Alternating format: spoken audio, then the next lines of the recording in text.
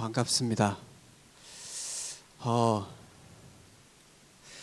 CBF 같이 모일 수 있는 기회가 있는 것도 감사하고, 또 거기서 말씀을 나눌 수 있는 기회를 주신 것도 감사합니다. 말씀의 주제를 볼 때 선포하는 삶이라는 주제를 가지고 저희가 말씀을 나누도록 하겠습니다. 먼저 이 그림 좀 아실까요? 이 그림 혹시 친숙하실까요? 자, 표정을 볼 때 익숙하신 분들도 있을 것 같고 아니신 분도 있을 것 같은데, 일단 잘 그렸다라는 것에 대한 동의가 되시나요? 이건 저는 못 그릴 것 같거든요. 여기 계신 분들 중에도 그릴 수 있는 분도 계시지만 그렇게 다수가 여기 이 그림처럼 그릴 수 있을 것이다라는 생각은 들지 않습니다. 잘 그렸죠. 누가 그렸을까요? AI가 그렸어요. 미국의 콜로라도 주에서 하는 미술 대회가 있었어요. 거기에 어떤 한 사람이 AI가 그린 것을, 물론 그걸 이야기하지 않고 이것을 입상을 했는데 대상을 받습니다. 자, 여러분들 이제 우리가 살아가는 세상에 대해서 피부로 이미 느끼고 계시겠지만, 시대가 급변하고 있는데 그 급변하는 삶의 모습들 중에 하나가 AI가, 기존의 AI가 잠식할 수 없다라고 생각하는 분야까지 잠식하고 있어요. 우리가 살아오다 보면 사회에서 인정받는 길이 과거의 지식이었어요. 그게 조선시대부터 과거제도. 그래서 대한민국에서, 조선에서 잘나기 위해서는, 인정받기 위해서는 지식을 쌓아야 됐어요. 그리고 나서 대한민국이 생겼을 때 또 결국 의사, 판사, 검사, 지식이에요. 공부 잘하면 되었어요. 그러다 시기가 지났어요. 또 사회에서 인정받는데 공부 못해도 이제 기술 하나만 있으면 되었어요. 요리, 특별한 기술들, 그것만 있어도 사회에서 인정받는 시대가 되었어요. 근데 흥미롭게도 이제 그 지식과 기술의 분야에 대해서 이미 AI가 인간을 초월하고 있습니다. 미국에서 변호사 시험을 AI에게 맡겼는데 통과합니다. 의사 시험도 통과를 해요. 그러면 결국 지금까지 우리가 알고 있던 인간으로서 인간의 정체성을 가지고 인간이 인간답게 살아가는 분야가 점점 줄어들어 가고 있다는 겁니다. 여러분 이제 챗 GPT 많이 익숙하시죠? 여러분은 이제 레포트 쓰실 때 이거 많이 이용하지 않으시나요? 안 쓰세요? 저는 이게 나오고 나서 저도 이걸 사용하거든요. 사용해보면 되게 유용하다라는 생각이 듭니다. 왜냐하면 여러분들 챗 GPT를 제가 설명 안 해드려도 뭔지 아시죠? 예전에는 검색 사이트에 글을 올리면 웹사이트에 이제 그와 관련된 글이 쭉 나와요. 근데 챗 GPT는 그걸 본인이 해주는 거예요. AI가 그 사이트에 나오는 모든 검색 결과를 다 종합해가지고 가장 적정한 것으로 우리에게 답을 줘요. 그거 써보잖아요. 굉장히 매력적입니다. 굉장히 중독적이에요. 굉장히 편해요. 내가 검색할 것들을 다 찾아주거든요. 이것이 이제 우리의 사회에서 지식과 기술에 있어서 인간의 분야를 조금씩 많은 분야에 있어서 침식하고 있습니다. 그래서 더 이상 인간만이 할 수 있다라고 생각하는 부분들에 대해서 사람들이 불안감을 느껴요. 특히 이 젊은 시대에, 청년의 때 불안하지 않으세요? 지금 대학교 다니시고 직장 다니실 때 내가 앞으로 뭘 해야 될지에 대해서 궁금하고 혼란스럽고 불안하지 않으십니까? 전 그럴 수 있다라고 생각해요. 이렇게 급변하고 과거에 나를 필요로 하였던 분야, 지금 과 중에 AI로 대처하기 쉬운 과들이 있고 또 그렇지 않은 과들이 있을 거예요. 그런데 그건 그 과의 차이가 있을 뿐이지 많은 변화들이 있을 겁니다. AI가 우리의 삶의 많은 부분을 대체하게 될 거예요. 모든 걸 다 대체할 수는 없을 거예요. 그러나 과거에 10명이 필요한 일이 지금은 5명이면 돼요. 그럼 나머지 5명 뭐 할 거냐? 새로운 직장이 생길 거냐? 새로운 일거리가 생길 거냐? 의아하다라는 거죠. 불안하다라는 거예요. 그래서 신문에 보니까 사람들이, 특히 젊은 시대 청년의 분들께서 요즘에 철학 책을 많이들 본대요. 인문학 책들을 많이 본대요. 그러면서 인간이 도대체 어떻게 살아야 하나?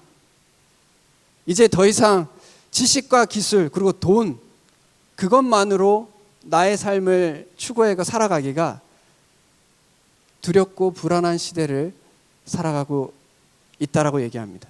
그래서 많은 사람들이 철학에 관심을 가지고 있어요. 철학이라는 단어, 영어로는 philosophy라고 하죠. 이 단어가 어디에서 파생됐는지 물어보면 헬라어에서 파생되었어요. 그래서 이걸 좀 나눠보면 필라소피는 필리아라는 단어와 소피아라는 단어가 합성어예요. 혹시 필리아가 뭔 뜻인지 아실까요? 네, 사랑이라는 뜻이에요. 소피아는 뭘까요? 지혜. 와우. 이 사랑과 지혜, 즉 철학은, 이 철학이란 단어는 결국 지혜를 사랑한다는 뜻입니다. 지금 시대의 사람들이 이 철학을 찾고 있어요. 지금 지혜가 굉장히 필요한 시대라는 겁니다. 왜냐? 인간에 대한 도전, 인간으로 살아가는데 그리스도인들 뿐만 아니라 그리스도인이 아닌 사람들도 인간으로 살아가는 데 있어서 불안을 느끼고 있어요. 그래서 지혜로운 삶, 정말 지혜가 무엇인가를 찾고 있습니다. 지혜를 사랑하는 것이 철학입니다. 결국 우리 모두 지혜로운 사람들이 되고 싶지 않으신가요? 그래서 철학은 너무 고차원적인 이야기가 아닙니다. 우리의 삶 속에 철학을 한다라는 건 내가 내 삶 속에 정말 지혜가 무엇인가에 대해서 고민하고 묵상하는 것을 말합니다. 지혜를 사랑하는 사람들이 깨달음을 얻는 것을 말합니다. 성경에서 지혜에 대해서 아주 분명하고 단호하게 이야기하는 구절이 있죠. 잠언 9장 10절입니다. 여호와를 경외하는 것이 지혜의 근본이다 라고 말씀하고 계세요. 세상에 많은 지혜들이 있어요. 그래서 사람들이 지혜를 막 찾고자 합니다. 이 시대에 성경에서 분명하게 이야기합니다. 많은 지혜들이 있지만 결국 여호와를 경외하는 것이 지혜다. 이것이 오늘 이 전체 CBF 이번 여름 캠프의 주제와 밀접한 관련이 있습니다. 왜 우리가 선포해야 되느냐? 우리가 왜 하나님의 덕을 선포하는 삶을 살아야 하느냐? 그것이 인간이 추구해야 할 가장 본질적인 지혜이기 때문에 그렇습니다. 인간으로서 살아가는데 그 누구도 부인할 수 없는, 스스로 묻고 계속 물어도 결국 끝에 다다르는 답은 여호와를 경외하는 것이 지혜의 근본이다라는 겁니다. 제가 챗 GPT에 이걸 물어봤어요. 챗 GPT, 너는 하나님을 경외할 수 있니? 라고 물어봤어요. 그러니까 뭐라고 답했는지 아세요? 아니, 저는 그럴 수 없지만 당신이 하나님을 경외하는 것을 도와줄 수는 있습니다 라고 답변을 합니다.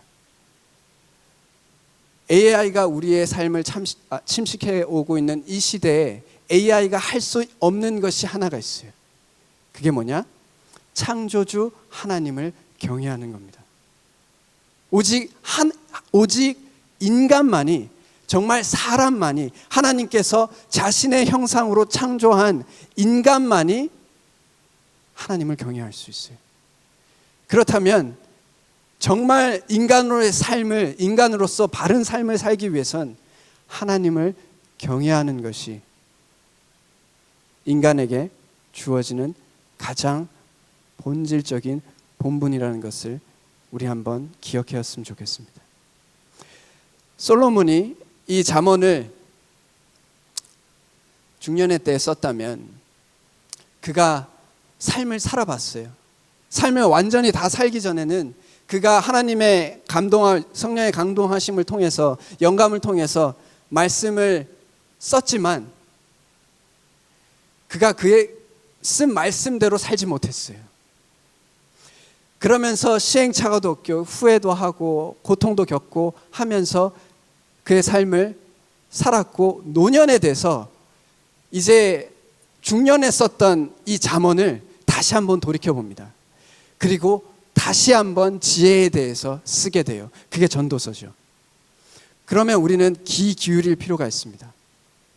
사람은 어쩔 수 없이 자기가 살아가는 시대와 자기의 생각대로 살 수밖에 없어요. 그러나 그런 삶을 조금 더 넓게, 더 깊게 바라볼 수 있게 도와주는 것은 결국 나보다 먼저 산 이에, 혹은 나보다 더 많은 것을 경험한 사람들의 삶을 엿보는 겁니다.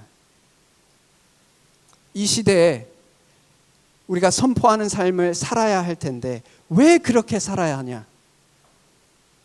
솔로몬이 우리에게 답을 줄 것입니다. 전도서에서요.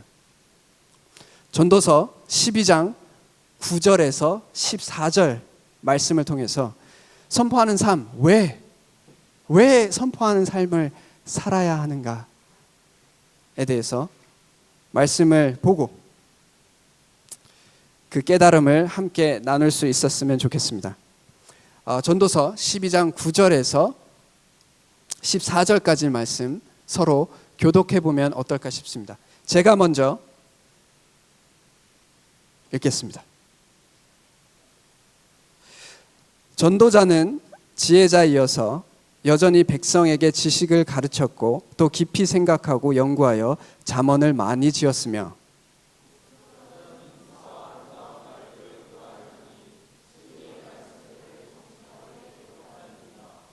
지혜자들의 말씀들은 찌르는 채찍들 같고 회중의 스승들의 말씀들은 잘 박힌 목 같으니 다 한 목자가 주신 바이니라.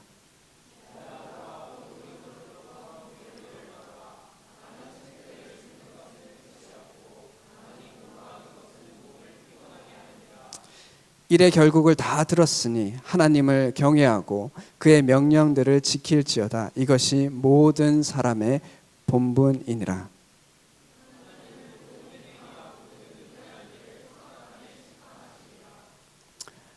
아멘. 오늘 이 본문의 말씀은 마지막 부분입니다. 전도서에 우리가 알듯이 전도서는 솔로몬이 그의 삶을 살고 노년에 살아보니 내가 정말 중요하다라고 생각했던 것들에 대한 회의를 많이 느끼게 됩니다. 그래서 헛되고 헛되며 헛되고 헛되도다. 지금 이 시대가 그런 시대를 살아가고 있죠. 인간에 대해서 점점 인간에 대해서 헛되고 헛되고 헛되고 헛되다라는 것을 알아가는 시대를 살아가고 있습니다. 이럴 때 우리에게 그러면 복음을 전하는 것도 헛된가요? 우리가 하나님의 덕을 선포하는 것도 헛된가요? 라고 물을 수 있어요. 그럴 때 말씀은 우리에게 답을 주십니다. 그렇지 않다. 솔로몬이 그 많은 것이 헛되지만 헛되지 않는 것이 하나가 있는데 그 말은 그 하나 안에서 하는 모든 것은 영원 가운데 의미 있다라고 이야기하고 계십니다. 그것을 보면 9절과 10절에서 보면 전도자는 지혜자이어서 여전히 백성에게 지식을 가르쳤고 또 깊이 생각하고 연구하여 잠언을 많이 지었다. 솔로몬은 지혜로운 자입니다. 그가 최선을 다해서 그의 삶 가운데 가장 정수라고 생각하는, 그의 삶의 가장 정수라고 생각하는 것을 우리에게 알려주고 있습니다. 그래서 솔로몬은 많은 아름다운 말들, 진리의 말들을 정직하게 행하였어요. 정직하게. 우리는 사실 이 시대를 살아가지만 가짜 뉴스가 너무 많죠. 실질적으로 서로 선동하고 자기 이익을 위해서, 또 자기가 원하는 것을 이루기 위해서 거짓된 것도 흔히들 말하고, 사실을 과장해서 부풀려서 말하고, 자기 이익에 맞는 말들을 하기 마련입니다. 그러나 이 본문의 저자는 분명하게 이야기합니다. 진리의 말씀들, 정직하게, 내가 심지어 나의 연약함마저도 다 드러내고 무엇이 진리인지에 대해서 기록하였다라고 얘기합니다. 사람은 많은 정보가 있을 때 뭐가 진짜인지를 분별하는 것이 정말 중요합니다. 특히 이 시대에는 뭐가 진짜인지를 분별할 수 있는 것이 중요합니다. 모두가 다 우리에게 내 말을 들어주세요, 내 말이 의미가 있고 내 편이 되어주십시오, 저를 찍어주십시오 라고 말하는 시대를 살아가고 있어요. 그러나 정말 그러한가, 우리가 분별할 수 있어야 합니다. 비둘기처럼 순결하고 뱀처럼 지혜로워야 해요. 그래서 솔로몬은 진리의 말씀, 정직한 말씀을 이야기하고 있습니다. 그리고 이 말은 찌르는 채찍 같다라고 했어요. 바른 말은 아픕니다. 바른 말은 우리로 하여금 불편하게 해요. 그리고 성장하게 하는, 성숙하게 하는 말은 우리로 하여금 불편하고 어렵게 만듭니다. 제가 오늘 오자마자 살짝 불편했던 것은 찬양 가운데 일어나서 찬양하면서 이제 돌아다니면서 인사를 하라고 말씀하셨어요. 저 살짝 불편했어요. 제 아이의 성향이 좀 있거든요. 교회 안에 이만 계신 게 아니에요. 아이도 계시죠. 불편해요. 그게 제가 사람이 싫은 게 아니라 누군가 처음 보는 사람에게 다가가서 이렇게 웃으면서 찬양합니다. 이게 불편해요.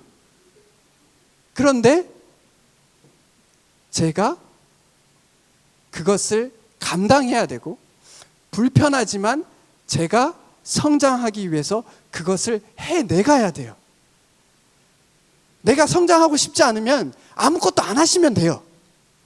실패하고 싶지 않으시잖아요. 아무것도 안 하시면 됩니다. 그러나 그 삶 자체가 실패가 돼요. 이걸 분명히 기억하셔야 돼요. 우리가 삶을 살아가면서 짧은 인생이지만 깨달은 것은, 내가 무언가를 이루고 싶고 내가 정말 성장하고 싶으면 내 삶에서 불편한 것들을 감수하셔야 합니다. 어쩔 수 없어요. 편하고 좋은데 가치 있는 거 없습니다. 오늘 찬양에서도 말했죠. 쉬운 것 중에 깊은 것이 없다. 마음에 확 와닿았어요. 제가 평소에 느끼는 거예요. 쉬운 것 중에 우리의 마음 속에, 우리의 마음을 정말 깊게 만들어주는 건 없어요. 쉬운 것 중에 존귀한 게 없어요. 그래서 저는 이렇게 강단에서 항상 말씀드려요. 존귀한 것은 원래 어렵다. 원래 가치 있는 것은 다 어려워요. 이걸 당연하다라고 생각하셔야 됩니다. 그래서 뭔가 힘드시잖아요. 그럼 마음속에 이게 가치 있기 때문이다. 교회에서만 그런 거 아니에요. 세상에서도 가치 있다고 생각하는 거 다 어렵잖아. 그렇지 않나요? 세상에서 왜 그렇게 힘들게 어렵게 열심히 살아가려고 노력해요? 교회에 계신 분들보다 더 열심히 살아가는, 교회에 안 계신 분들을 저는 볼 때가 있거든요. 제가 부끄러울 만큼 열심히 살아가세요. 근데 그들이 왜 그렇게 살까요? 가치 있는 것이 있다라고. 본인 입장에서는 이게 정말 가치 있다라고 생각하기 때문에 그렇게 하거든요. 그렇다면 교회 안에서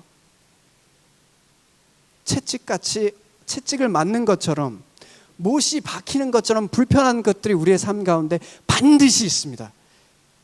결국 그거예요. 그걸 피해갈 거냐, 아니면 그걸 디디고 올라갈 것이냐. 그것이 우리가 정말 하나님께서 창조하신 피조물의 삶대로 살아가느냐의 이야기입니다. 그리고 이 모든 말씀은 다 한 목자가 주신 것이다 라고 말씀하고 계세요. 예수님께서 그랬어요. 내 양은 내 음성을 듣는다고 했어요. 그리고 실질로 양 키우는 데 가보시잖아요. 사람들이 이제 목장 같은 데 구경 올 때가 있잖아요. 그럴 때 그 구경 온 사람들이 양들을 부르잖아요. 안 옵니다. 근데 실제로 목자가 부르잖아요. 저 멀리 있던 양들이 와요. 그래서 예수님께서 그 말을 하신 게 그냥 비유가 아니고 실질적인 거예요. 우리의 삶을 봤을 때 그리스도인들은 하나님의 말씀을 인식을 합니다. 아, 이게 내 주인의 말씀이지. 저 멀리 있어도 그 말씀을 하시면 들으러 와요. 그것이 인간의 본분이다 라는 겁니다.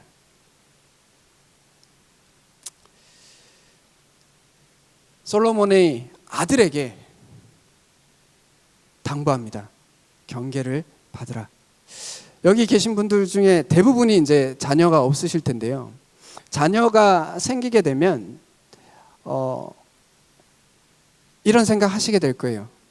내가 내 자녀들에게 말하는 그것은 정말 내가 인생을 살아보고 이건 정말 중요하다. 정말 중요하다라고 생각하는 것들이 우리의 삶 속에 있을 때 그것을 자녀들에게 이야기해요. 저도 그래요. 저도 두 아들이 있어요. 아직 어리지만 제가 기회가 날 때마다 아들들에게 이런 말도 하고 저런 말들을 하는데 그런 말들 속에 진짜로 제가 살아보니, 짧은 인생 가운데 살아보니 이건 정말 중요하구나 라고 하는 걸 말해요. 그런 심정으로 솔로몬이 이야기하고 있습니다. 그렇다면 들어야 돼요. 들어야 합니다. 그리고 한번 시험해 보세요. 묵상해 보세요. 여기 있는 말씀처럼 내가 여호와를 위해서 산다는 것, 그분을 경외하고 산다는 것, 그분의 명령을 지키며 사는 것이 왜 중요한가? 깊이 한번 묵상해 보세요. 고민해 보십시오. 쉽게 답을 얻으려고 하지 마세요. 주변에서 그렇게 말하니까 뭐 그런 갑지, 이렇게 생각하는 이유는 간단합니다. 어차피 할 생각이 없거든. 자, 우리가 왜 말씀이 실질로 우리의 삶에 적용하지 않는지 아십니까? 실질로 이 말씀이 2000년 전에 쓰여졌잖아요. 심지어 뭐 3500년 전에 쓰여졌잖아요. 이 말씀이 지금 현대를 살아가는 사람에게 어떻게 적용되어야 하는지 고민하지 않아요. 근데 말씀을 들을 때 감동이 되고 그럴 때 울고 좋고 기쁘고 다 좋죠. 근데 집에 돌아가서 이 말씀이 지금 이 시대를 살아가는 사람에게 어떻게 적용되고 어떤 모습일지에 대해서 고민하지 않아요. 왜 그럴까요? 사실 그 말씀을 내 삶에 적용하고 싶은 마음은 별로 없는 겁니다. 핑계대지 않길 바래요. 도망가지 마십시오. 그냥 단순해요. 싫어서 그런 겁니다. 귀찮고. 그래서 우리가 몇십 년을 말씀을 들어도 내 삶이 한 톨도 변하지 않는 걸 볼 때가 있어요. 교회 안에 정말 많은 시간을 교회에서 말씀을 듣고 성경을 읽고요 하였지만 내 삶이 변하는 것은 정말 한 톨도 없을 때가 있어요. 우리가 왜 그러냐? 그 모든 과정 가운데 말씀 들으면서 눈물이 없었을까요? 그 말씀을 들었을 때 감동이 없었을까요? 아닙니다. 있었어요. 그러나 그것이 내 삶으로 이어지는 것에 대해서 가볍게 여겼기 때문입니다. 여러분들, 익숙함과 성숙함은 분명히 달라요. 성경에 대해서 익숙해질 수 있어요. 내가 들어본 말씀이다. 사실 여기서 교회 안에서 태어나신 분들, 시간이 지나면서 강단에서 하는 말씀 중에 이런 생각 들어보신 적 있을걸요? 나 저거 아는데. 뭔 얘기하는지 다 알아. 익숙하신 거예요. 그런데 그 말씀을 진짜 내 삶에 살아보자 라고 했을 때는 성숙함이 되는 거예요. 말씀 안에서 자라나는 것이 돼요. 솔로몬의 아들에게 그걸 얘기하고 있는 겁니다. 아들아, 내가 한 말을 가지고 경계를 받아서 실질적으로 너의 삶 속에 그런 삶을 살아라. 많은 책들을 보고 책들에 대해서 익숙해지고 많은 가치관과 이런 것에 대해서 익숙해지려고만 하지 말고, 그래서 남들에게 나 이만큼 압니다 라고 잘난 척 하려고 하지 말고 실질로 그 말씀대로 살아봐라. 그것이 너의 영혼을 건강하게 만들 것이다 라고 권면하고 있는 겁니다. 이런 삶을 살아가는 것이 결국 이거예요. 그런 삶을 다 살아갔을 때 우리는 하나님을 경외하고 그 명령들을 지키는 것이 결국 인간의 모든 피조물이 가져야 할 인간다움이라는 거예요. 제가 이제 가끔 사람들에게 이렇게 말할 때가 있어요. 인간이 되라. 이 말은 비하하는 표현이 아니고요, 하나님께서 창조하신 인간 본연의 모습으로 돌아가자. 원래 인간에게 하나님께서 주신 것은 이게 원래 표준치예요. 원래 이게 기준치인 겁니다. 그런데 이게 기준치가 너무 낮아져서 인간이 되라는 말이 그 기준치가 너무 낮아졌어요. 원래는 이렇게 하나님을 경외하고 살아가는 것이 인간의 원래 표준치예요. 모든 사람이 가져야 할 본분입니다. AI는 할 수 없어요. 다른 것들은 할 수 없습니다. 오직 인간만이 할 수 있어요. 그렇기 때문에 우리가 선포하는 삶을 살아야 하는 겁니다. 인간만이 할 수 있는 것을 찾고 계신가요? 그러면 오직 인간만이 하는 인간의 본분에 충실하실 수 있었으면 좋겠어요. 우리 모두 다 전도하러 뛰쳐나가자는 이야기가 아닙니다. 각자의 삶 속에 하나님을 경외하고 그의 명령을 지키며 살아가면 돼요. 우리가 선포하는 삶은 입으로 선포하는 것도 있고요, 우리의 삶으로 선포하는 게 있어요. 그리고 2023년 앞으로 살아가는 대한민국에서의 전도 방법은 삶의 선포가 더 강조되어야 한다고 생각합니다. 왜냐? 이미 대한민국에 기독교가 익숙해져 있습니다. 어떤 이야기인지 익숙해져 있어요. 종교에 대해서도 사람들이 치가 떨릴 만큼 종교의 위선과 악을 경험하고 있어요. 그래서 입으로 복음을 전하는 것에 대해서 많은 감흥을 못 느낍니다. 그리고 상대주의가 있어요. 포스트 모더니즘 사회를 살아가요. 이런 시대의 사람들에게 하나님을 믿으세요 라는 이 말들이 그렇게 편하게 다가오지 않습니다. 결국 우리의 삶을 어떻게 살아가느냐, 그 명령들을 지키며 경외하며 살아가는 것이 결국 선포하는 삶의 본질이 될 것입니다. 하나님께서 우리에게 주신 가장 큰 계명은 두 가지죠.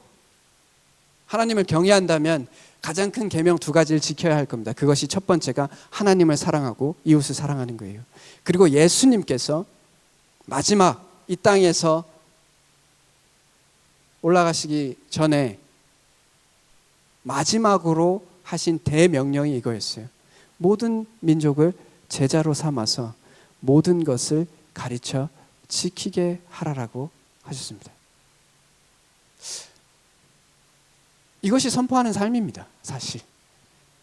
그래서 모든 인간이, 모든 그리스도인들이 이것이 우리의 삶의 목표가 되어야 하고, 인간만이 이것을 하기 때문에 이것의 가치를 반드시 지키고 살아갈 수 있기를 간절히 바랍니다.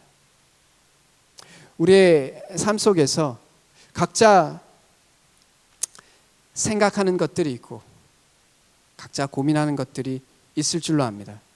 그럴 때 사람들은 뿌리지 않고 거두는 것을 선호해요. 이 말씀을 볼 때 뭐 그렇게 살면 되죠. 그러나 내가 노력하지 않아도 어떤 무언가를 이루기를 바랄 때가 있습니다. 우리가 이것을 요행이라고 부르는데요. 저는 뭐 평소에 여러 종류의 그리고 여러 장르의 책과 강연들을 볼 때가 있어요. 그리고 그런 강연들이 기독교 강연이 아닐 때도 있어요. 심지어 다른 종교의 강연을 볼 때도 있어요. 근데 그걸 제가 보면서 저는 이렇게 생각해요. 하나님이 인간을 창조하실 때 하나님의 형상을 따라 창조하셨기 때문에 그들이 하나님을 믿지 않아도 그들이 최선을 다해서 진리를 쫓으려고 하다 보면 하나님께서 말씀하시고자 하는 것과 일맥상통하게 되는 것을 발견할 때가 있어요. 책들을 읽어보시거나 강연들을 읽어보고 정말 나름 최선을 다해 진리를 찾기 위해서 최선을 다했다고 생각하는 사람들의 말들을 들어보면 거기에 하나님만 빠져 있을 뿐이지 하나님께서 우리에게 말씀하고자 하는 그 원칙들은 그 안에 녹아져 있는 것을 발견할 때가 있습니다. 그래서 저는 그런 책들을 볼 때 이분에게 하나님만 들어가 있으면 문제될 게 전혀 없구나. 오히려 그런 책들을 읽으면서 제 마음속에 하나님이 더욱더 진리라는 것을 발견하게 돼요. 물론 조심해야 할 책들도 분명히 있을 겁니다. 그건 분별하시길 바라고요. 그럴 때 제가 법륜 스님이라는 분이 계세요. 그분이 강연 중에 이런 말씀을 하시더라고요. 누가 스님에게 와서 돈을 빌려야 할까요? 말아야 할까요? 라고 와서 묻는데요. 스님들한테. 자기한테 와서 묻는데요. 그래서 스님이 그것에 대해서 당신이 스님한테 와서 그것을 묻게 되면 결국 당신은 스님의 노예가 될 수밖에 없다. 당신이 돈을 빌려서 갚을 생각이면 빌리고 갚을 생각이 없으면 빌리지 않으면 된다. 근데 돈을 빌려놓고 안 갚을 생각을 하니까 자꾸 사람들에게 묻게 되는 거예요. 저는 이것이 참 와닿았어요. 우리가 살면서요, 내가 이렇게 하고 그 결과를 받아들이면 된다라고 생각하면 삶이 굉장히 단순해요. 그런데 우리의 삶 속에 뿌리지 않지만 거두기 원하는 것이 많기 때문에 요행을 바랍니다. 그래서 요행을 줄 수 있는 대상들의 노예가 돼요. 그게 뭐예요? 노력하지 않아도 얻을 수 있는 것들을 찾고 다니죠. 땀 흘리지 않아도 뭔가 나에게 이루어질 수 있는 것들을 추구하고 살죠. 가치 있는 것을 추구하지 않아도 내 삶이 의미 있기를 바랍니다. 하나님께서 말해요. 너의 모든 행위와 모든 은밀한 일을 선악간에 심판할 것이다. 이 말은 뿌린 대로 거둘 것이다 라고 얘기하세요. 그리고 전도서 11장 후반부에 이렇게 해줘. 청년의 때에 너 하고 싶은 대로 해. 그러나 심판이 있는 것을 잊지 마라. 이것을 기억할 수 있었으면 좋겠습니다. 우리의 각자의 삶 속에 각자 원하는 바가 있으실 거예요. 그러나 그것의 결과를, 그 열매를 반드시 먹게 될 것이라는 걸 잊지 마십시오. 어떤 삶을 살았느냐는 여러분들의 삶 속에 어떤 결과가 나아오느냐로 결정됩니다. 그러므로 선포한 삶을 살았을 때, 하나님의 영광을, 덕을 전하는 삶을 살았을 때 그런 삶이 우리 삶 가운데 이루어질 거예요.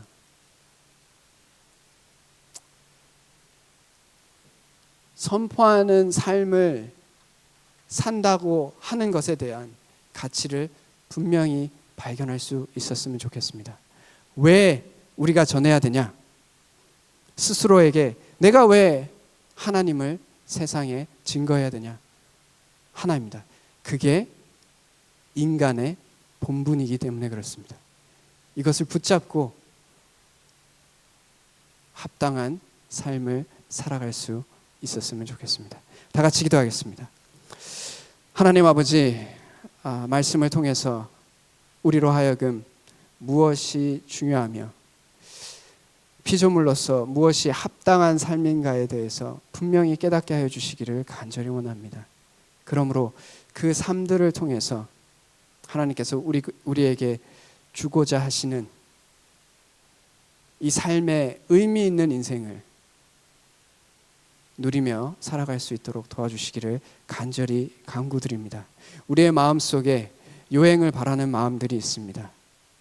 우리의 마음속에 편한 것을 추구하고 타협하며 달콤하지만 본질적이지 않는 것을 추구하며 살아가고자 하는 많은 유혹들이 있습니다. 거기에서 벗어나게 도와주시기를 원합니다. 우리의 삶 속에서 하나님을 분명히 발견하고 그 하나님을 체험하면서 다른 이들에게 하나님을 증거하는 삶을 살도록 도와주시기를 원합니다. 우리에게 왜라고 묻는 자들에게 담대하게 이것이 인간의 본분이기 때문이다 라고 고백할 수 있는 믿음을 주시기를 원합니다. 모든 것을 우리 주 예수 그리스도의 이름으로 기도드렸습니다. 아멘.